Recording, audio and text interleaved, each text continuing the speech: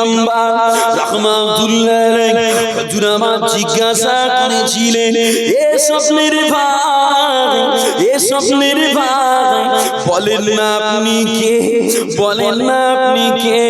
ওই সময় জবাব এসেছিল, এ আহমদ ইবনে হাম্বল, আমি অন্য কেউ না, আমি গোলাম আল্লাহর মালাইকা হযরতে জিবরাইল আমিন আলাইহিস সালাম। বাবাজিরা, অতএব দুনিয়া পৃথিবীতে নবীর সুন্নাত মহব্বত করা, নবীর সুন্নাত জিন্দা করলে এতটা উপকার আছে বাবা, দুনিয়া আখিরাত আলো হবে বাবা।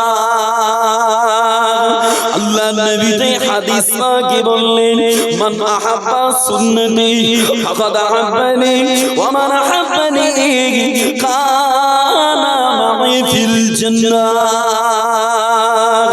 আল্লাহ নবী দান নবী বলেছে, ওয়া মান সাবারা, ওয়া মান সাবারা, দুনিয়া পৃথিবীতে যারা আমার সুন্নতকে মহব্বত করবে বাবা, তারা যেন আমি নবী পাক